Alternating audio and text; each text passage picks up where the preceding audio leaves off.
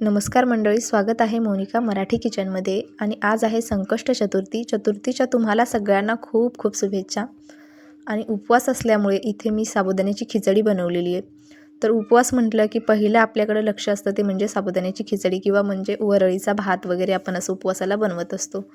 तर खूप जणांची खिचडी चिकट होते, तर तुम्ही खिचडी बघू शकता काय मस्त दिसते. अगदी मोकळी सुटसुटीत ही खिचडी होते. पद्धत अगदी सोपी साधी आहे, त्याच्यामुळे रेसिपी संपूर्ण बघा. तर इथे 1 पाव किलो साबुदाणा घेतलेला, स्वच्छ निसून एका पातेल्यामध्ये ओतला आणि त्यानंतर थोडंसं पाणी घालून व्यवस्थित 2 पाण्याने हा साबुदाणा धुवून घेतला. त्यानंतर साबुदाणा भिजेल इतकंच यामध्ये मी पाणी घातलेलं. हे बघा, खूप त्याला मी असं हात घातला नाही, हलवून थोडंसं एकसारखं करून घेतलं.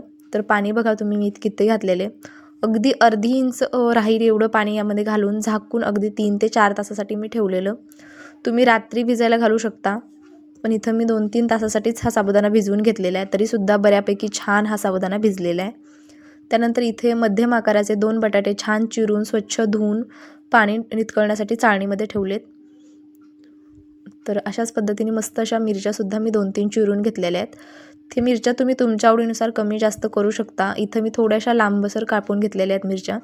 तुम्ही बारीक छोट्या छोट्या कापल्या तरीसुद्धा चालणार आहे, किंवा मिक्सरमध्ये थोडंसं असं दरदरं वाटून घेतलं ना तरीसुद्धा चालणार आहे. तर इथे आता कढई ठेवलेली गरम होण्यासाठी, त्यामध्ये 2 चमचे मी तेल घालणार आहे.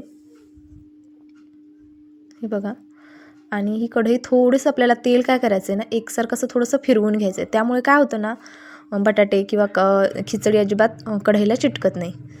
तर इथं तेल आणखी एवढं गरम झालेलं नाही आहे, थोडंसं तेल गरम झालं आहे त्यावेळेस मी मिरची घातलेली. आणि मिरची आपल्याला खूप जास्त तळायची नाही आहे, लगेचच यामध्ये बटाटे टाकायचे. हे बघा, तर मिरची मी कमी तळली याचं कारण असं की आता जेव्हा आपण बटाटे हे फ्राय करू ना, त्यासोबतच ही मिरचीसुद्धा छान तळली जाते. आणि आधीच आपण खूप तळली ना तर मग ती व्यवस्थित लागत नाही. त्यामुळे थोडीशी कमीच तळायची आणि लगेच बटाटे त्यामध्ये टाकून घ्यायचे. तर आता बटाटे छान तळत आहेत तोपर्यंत इथं साबुदाणा आपण मस्त तयारी करून घेऊया. तर एका ताटामध्ये छान साबुदाणा ओतून घेतला. त्यानंतर यामध्ये शेंगदाण्याचा कूट घालायचा आहे. तर हे आपल्याला खालीच एका ताटामध्ये करून घ्यायचं आहे. तर यामुळे काय होतं ना, अजिबात साबुदाणा चिकट होत नाही, मस्त असा मोकळा मोकळा होतो. त्यासोबतच मीठसुद्धा घालायचं आहे. आणि बटाट्यासुद्धा मी थोडंसं मीठ घातलेले, आणि इथंसुद्धा मीठ घातलेले, म्हणजे बटाटेसुद्धा म्हणजे असे फिके लागत नाही.